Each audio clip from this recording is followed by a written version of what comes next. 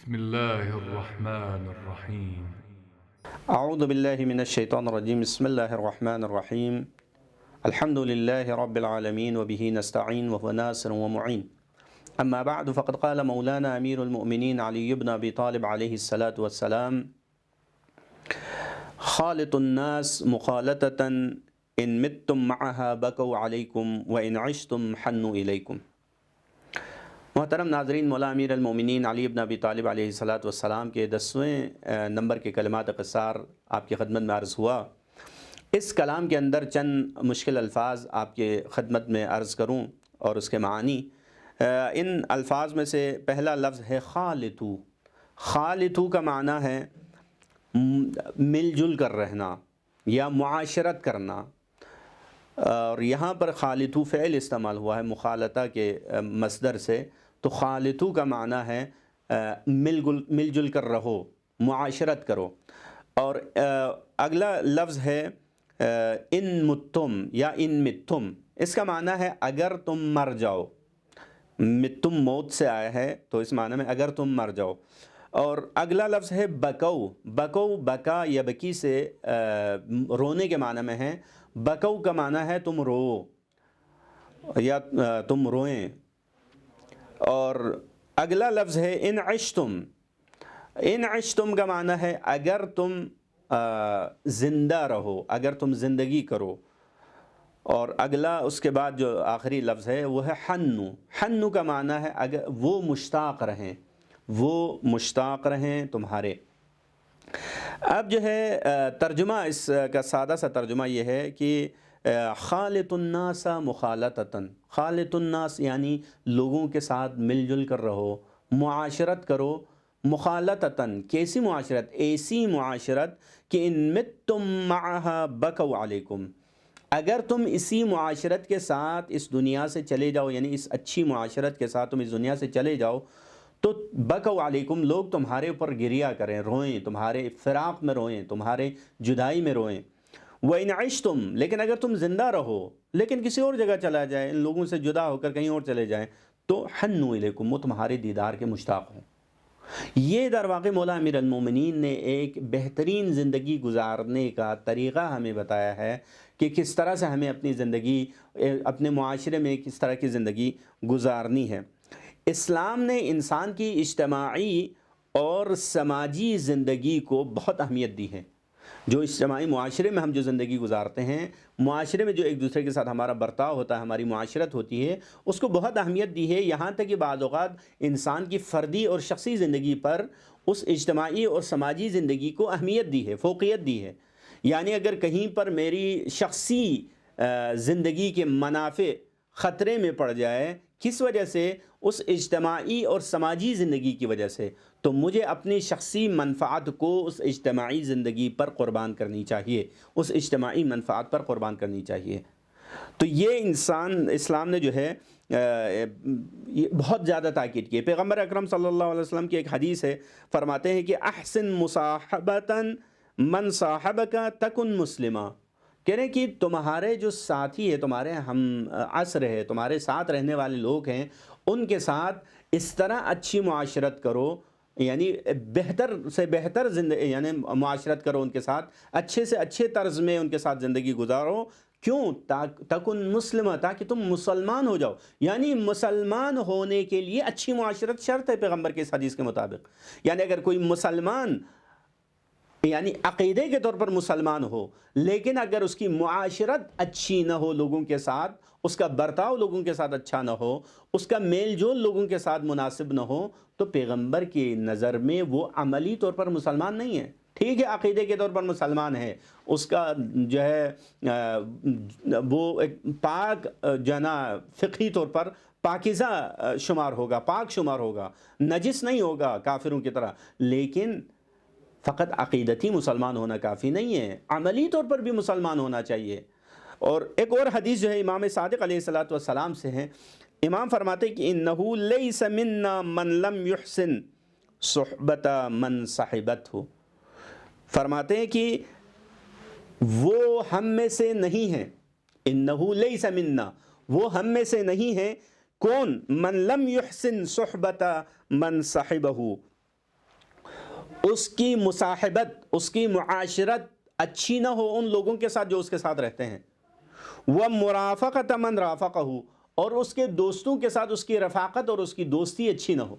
یعنی اگر ایک انسان کی دوستی اپنے دوستوں کے ساتھ اچھی نہ ہو، یعنی دوست اپنی دوستی کے حق ادا کرے لیکن یہ اس کے مقابلے میں اپنی دوستی کا حق ادا نہ کرے، ساتھ رہنے والے اس کے ساتھ اچھے برتاؤ کرے لیکن یہ ان کے ساتھ اچھے برتاؤ نہ کریں، اپنے معاشرے میں رہنے والوں کے ساتھ ان کے ساتھ اچھی معاشرت نہ ہو اس کی، تو مولا امام صادق علیہ السلام فرماتے ہیں کہ لیس منا، وہ ہم میں سے نہیں ہے، یعنی ہمارا شیعہ نہیں ہے وہ.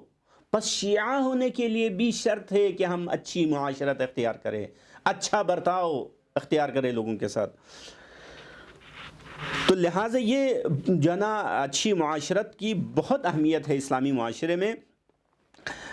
لیکن ہمارے معاشرے میں آج کل جو ایک مشکل ہے وہ یہ ہے کہ ہمارے ہاں اچھی معاشرت یا جو ہے نا کسی کے ساتھ اچھی معاشرت اور بری معاشرت کا جو معیار ہے وہ ہمارا مادی معیار ہے، منافع جو ذاتی منافع ہے وہ معیار بن گیا ہے. اس معیار پر ہم دیکھتے ہیں کہ ہم کسی کے ساتھ اچھا بن رہے ہیں یا نہیں بن رہے. مثلا اگر آج مجھے کسی کے ساتھ میرے ذاتی منافع اس کے ساتھ جو ہے نا مربوط ہو، یعنی میرے ذاتی نفع نقصان کسی شخص کی زندگی سے مربوط ہو، تو پھر میں اس کے ساتھ اچھی معاشرت کروں گا. لیکن کل کو میرا کوئی فائدہ کوئی نفع ان کے ساتھ اگر نہ ہو، ان کے ساتھ میرا منفعت وابستہ نہ ہو، تو پھر میں کل سے ان کے ساتھ دوستی نہیں کروں گا، ان کے ساتھ اچھی معاشرت نہیں کروں گا. یعنی میرا کام اگر کسی کے پاس ہے، مجھے کسی سے کام ہے، تو میں اس کے ساتھ بہت اچھے طریقے سے ملوں گا.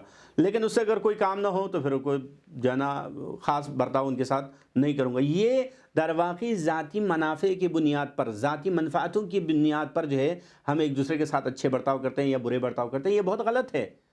ہمارے ایک دوسرے کے ساتھ برتاؤ، چاہے میرا کسی کے ساتھ منفعت وابستہ ہو یا نہ ہو، کسی بھی مسلمان کے ساتھ، کسی بھی اسلامی معاشرے میں رہنے والے کے ساتھ میرا برتاؤ، اگر انسان ایک عام انسان ہے تو ایک انسان کی حیثیت سے، اگر ایک مسلمان ہے تو دینی بھائی کے عنوان سے ایک دوسرے کے ساتھ اچھا برتاؤ ہونا چاہیے. یہ ہمارے معاشرے کے اندر ایک جو ہے نا ناگفتگی حالت ہے.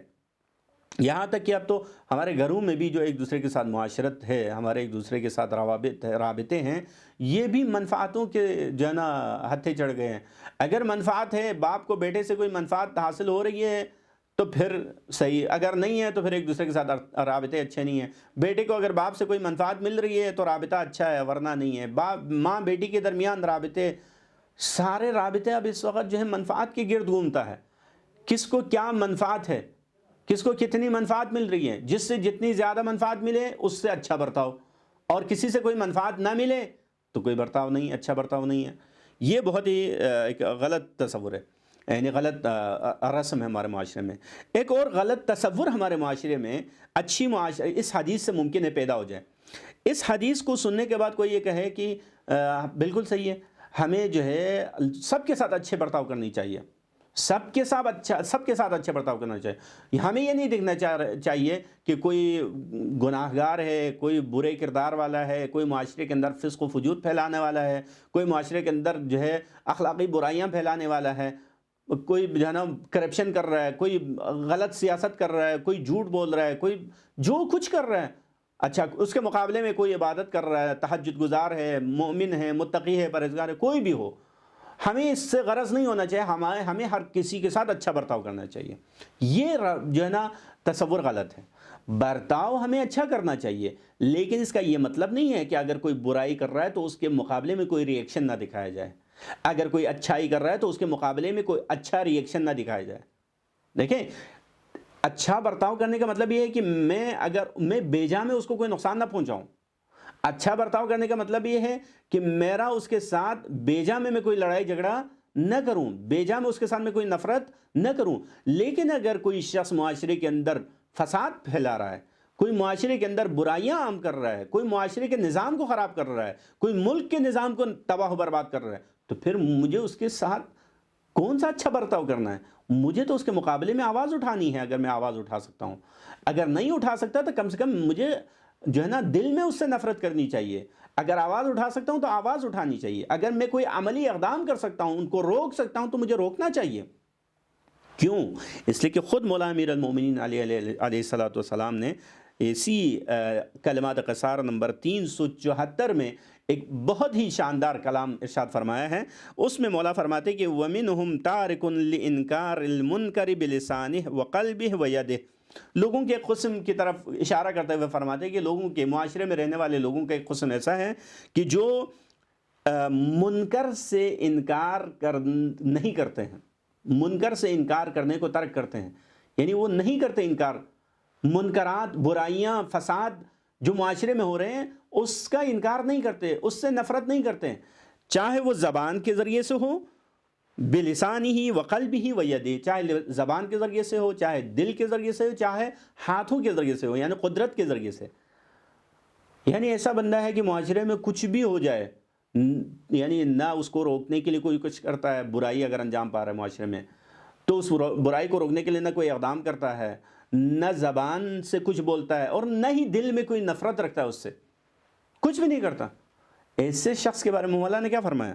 فرمایا کہ فَذَلِكَ مَيِّتُ الْأَحْيَاء، یہ زندوں کے درمیان چلتا پھرتا مردہ انسان ہے، چلتا پھرتا مردہ انسان ہے، اصلا انسان کہنے کے لائق نہیں ہے یہ شخص مولا امیر المومنین کی اس اصطلاح کے مطابق۔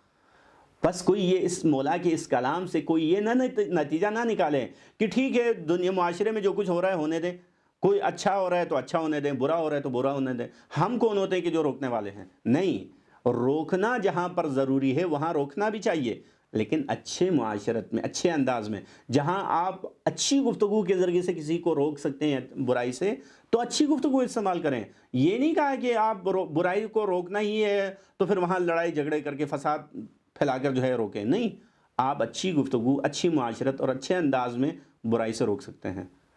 لہٰذا ہمیں ان دونوں پہلوؤں کو دیکھنا ہوگا، اچھی معاشرت اپنی جگہ مہم ہے لیکن برائیوں کا مقابلہ کرنا اپنی جگہ مہم ہے، ان دونوں کو آپس میں مکس نہیں کرنا چاہیے، دونوں اپنی جگہ مہم ہے، دونوں کی اہمیت ہے اسلامی شریعت میں، دونوں کی بہت زیادہ اہمیت ہے، نہ فقط کا اہمیت ہے، بہت زیادہ اہمیت ہے، یعنی اچھی معاشرت کی بھی بے انتہا اہمیت ہے، اور برائیوں کا مقابلہ یعنی امر بالمعروف اور نہی عن المنکر کی بھی بہت زیادہ اہمیت ہے۔